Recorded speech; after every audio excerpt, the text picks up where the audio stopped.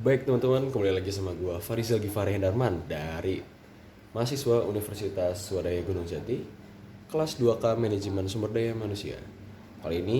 Video kali ini gue akan membahas tentang bagaimana sih cara meningkatkan sumber daya manusia itu biar dia itu menjadi superior gitu. Bagaimana biar dia itu jadi unggul. Jadi kurang lebih untuk materi dan penjelasannya teman-teman bisa langsung dengerin di video setelah ini. Baik, materi ini berjudul Membangun Sumber Daya Manusia yang Berkualitas Unggul.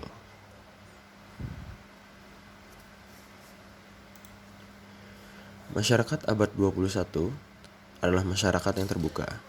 Artinya komunikasi antar manusia di dalam berbagai arena kehidupan akan bebas dari hambatan-hambatan. Di dalam bidang bisnis, hambatan-hambatan berbagai tarif semakin dipermudah dan bukan tidak mungkin seluruhnya dihilangkan. Keunggulan pada sumber daya manusia yang dimaksud adalah keunggulan partioris, yang artinya manusia unggul adalah manusia yang ikut serta secara aktif di dalam persaingan yang sehat untuk mencari yang terbaik. Diperlukan pengembangan sifat-sifat sebagai berikut. Pertama, kemampuan untuk mengembangkan jaringan-jaringan kerjasama atau network. Networking ini semakin diperlukan oleh karena manusia tidak lagi hidup terpisah-pisah tetapi berhubungan satu dengan yang lain. Karena manusia abad 21 hidup di dalam dunia yang tanpa sekat. Oleh sebab itu, manusia abad 21 adalah manusia yang ahli di dalam networking. Dunia perdagangan bebas akan semakin lancar apabila ada networking. Tanpa networking, maka perluasan pasar akan menjadi sulit. Yang kedua, kerjasama, teamwork. Setiap orang di dalam masyarakat abad 21 mempunyai kesempatan untuk mengembangkan keunggulan spesifiknya. Secara keseluruhan, SDM yang telah dikembangkan, kemampuan-kemampuan spesifiknya membangun satu teamwork yang pada gilirannya dapat menghasilkan produk-produk yang lebih unggul. 3. Cinta kepada kualitas yang tinggi. Manusia unggul adalah manusia yang terus-menerus meningkatkan pengetahuan dan keterampilannya dalam melaksanakan sesuatu, sehingga kualitas yang dicapai hari ini akan ditingkatkan pada esok harinya, dan seterusnya. Dengan demikian, hasil karya atau produk akan terus-menerus meningkatkan dan dengan demikian dapat bersaing dengan produk-produk yang lain, ataupun produk-produk dari bangsa lain.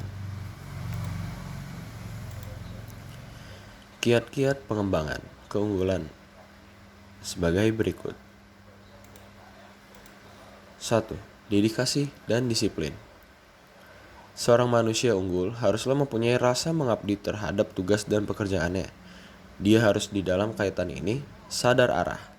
Dengan kata lain, dia harus mempunyai visi jauh ke depan. Visi yang dipunyainya bukanlah sekedar visi yang normatif atau idealis. Memang visi yang normatif atau idealis perlu sebagai prinsip-prinsip pengarah. Namun, dengan demikian, visi normatif belum cukup sebab yang konkret, sehingga harus dijabarkan di dalam visi strategis, yaitu visi yang konkret, sehingga harus dijabarkan di dalam target-target dan terikat di dalam suatu kurun waktu tertentu. 2. Jujur. Kejujuran adalah sangat penting, bukan hanya jujur terhadap orang lain, tetapi juga terhadap diri sendiri.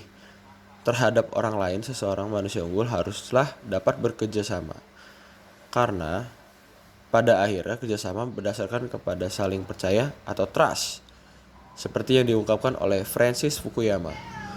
Tanpa kejujuran, tidak mungkin seorang manusia unggul akan dapat survive. Selanjutnya, inovatif. Seorang manusia unggul bukanlah seorang manusia rutin yang puas dengan hasil yang telah dicapai dan telah puas dengan status quo. Seorang manusia unggul adalah yang selalu gelisah dan mencari yang baru. Mencari yang baru tidak perlu menciptakan sesuatu yang baru dari suatu penemuan. Keempat, tekun. Seorang manusia unggul adalah seorang yang dapat memfokuskan perhatian pada tugas dan pekerjaan yang telah diserahkan kepadanya atau suatu usaha yang sedang dikerjakannya. Ketekunan akan menghasilkan sesuatu karena manusia unggul tidak akan berhenti sebelum dia membuahkan sesuatu. Dan yang terakhir ialah ulet. Manusia unggul adalah manusia yang tidak mudah putus asa. Dia akan terus-menerus mencari dan mencari. Dibantu dengan sikapnya yang tekun, maka keuletan akan membawa dia kepada suatu dedikasi terhadap pekerjaannya, mencari yang lebih baik dan bermutu.